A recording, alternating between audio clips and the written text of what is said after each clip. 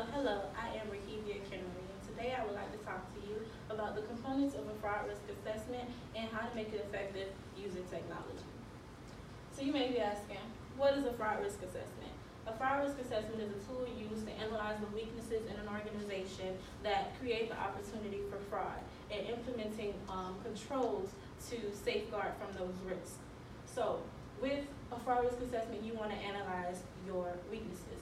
With weaknesses could be anything in an organization that allows that any portion of an organization that creates, any portion of an organization that lacks controls or has weak controls. Once you have allocated those weaknesses, you can then attribute schemes to those weaknesses. Once you have schemes attributed to those weaknesses, you can then create controls to mitigate those risks. So I want you to consider Zachary. Zachary is the CEO and founder of a recently publicly traded welding company in Atlanta, Georgia. With this expansion and growth, Zachary understands that his executives might be feeling pressure from the new demanding and challenging goals set forth with Wall Street. And then consider Angela. Angela is a senior regional manager for retail stores in Miami, Florida. With her experience, Angela understands that there are a vast majority of schemes that not only her employees but her customers can act on against the company. They both would benefit from a fraud risk assessment. They also both understand that with the combination of the three elements of a fraud triangle that fraud could occur. These three elements being pressure, opportunity, and rationalization. Pressure is any stressor that a person may feel that creates the need to perpetrate fraud. Pressure could be personal or professional. Personal being they may have bills that they may need to pay and they feel like they don't have the funds to do so. Or someone may have just been hospitalized and they don't have the funds to pay the bills for it. Also, professionally, they may feel like they aren't receiving the pay that they should, or they may feel like they need to meet this quota in order for their business to thrive.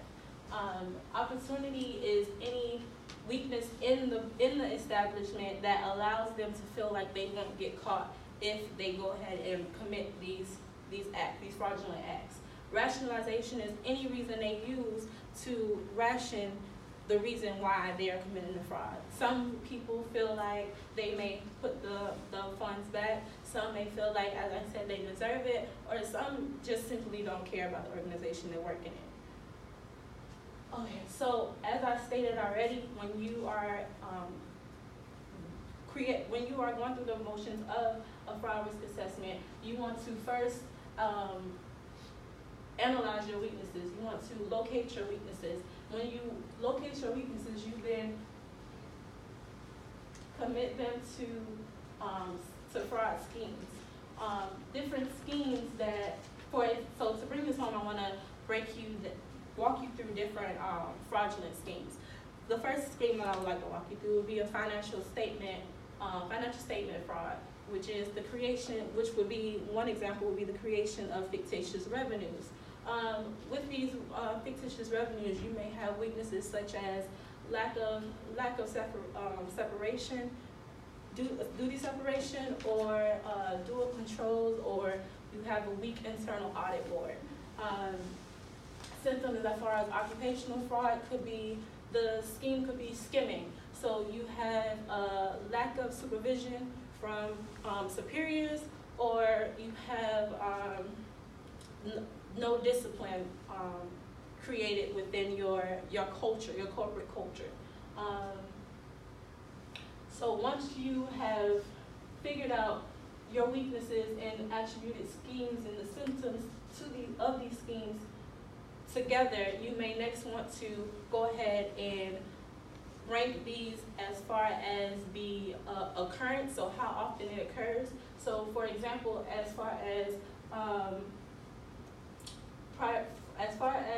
the different schemes, you may find in your company that your inventory is more susceptible to fraud than your register, or it may be vice versa. Your front sales registers may be more susceptible to fraud than your inventory. You would prioritize as far as what you feel is more likely to occur, and then allocate the resources or allocate different controls as far as that is going. So with the creation of controls would be more where you find your implementation of new technology. So for example, using Angela as an example, she may find that her front of house is more susceptible than her back house being inventory.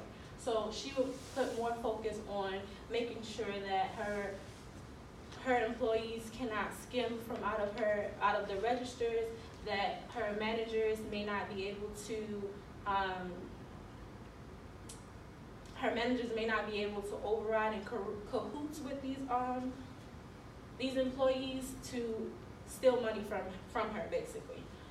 So implementation of technology could be mainly put into the register. So with the register, she may make it only possible to put in information from the daily register counts into the actual register. So each employee, the cashier that handles the money throughout her whole shift, would then count the money and put a signature in the register. The supervisor would then come behind her, count the money, and put a signature in the register. So then for the store manager to come behind them the next day and make sure that the money that each number that they have accounted for is the amount that has been deposited into the account for the store. Also, you want to implement controls such as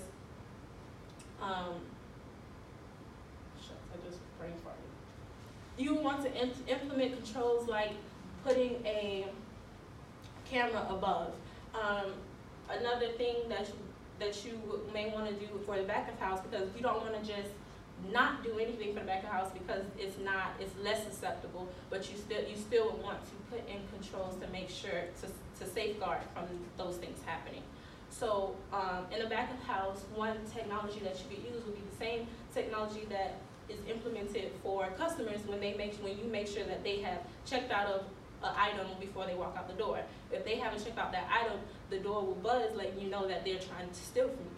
That same thing can happen in the back of house where the inventory does not leave the warehouse if it has not been scanned for. And if it does leave the warehouse without being scanned for, it's the supervisor on schedule will be notified, as well as the store manager, so that the store manager can make the supervisor responsible, and the supervisor can then make the employee responsible. So with assessing the effectiveness of these risks, you want to pretty much, you're testing out the new control that you put in place. So with the register example I gave you, Angela may want to go ahead and get her supervisors and make them commit a fraudulent act to see if it will send any notifications to those who are supposed to be notified. You would want to see if Angela's supervisors could put anything in the system to override that. And you would want to, if possible, you would then implement a system to where only person that could override it is possibly Angela. Once you've figured out everything and troubleshooted all your controls, you would then want to actually put it in place. So you would actually send it into the database to be the final draft of how your store is being controlled. Next, you will want to figure out how you would respond to the fraud in the case of it happening. Ways to do this is, one, you would state this in your code of ethics, so that way you build a sort of culture around not committing fraud, of being ethical. And you want to relay this culture from the top down. So you want your managers to give your employees the conception that this is a reputable company. That's all. Thank you.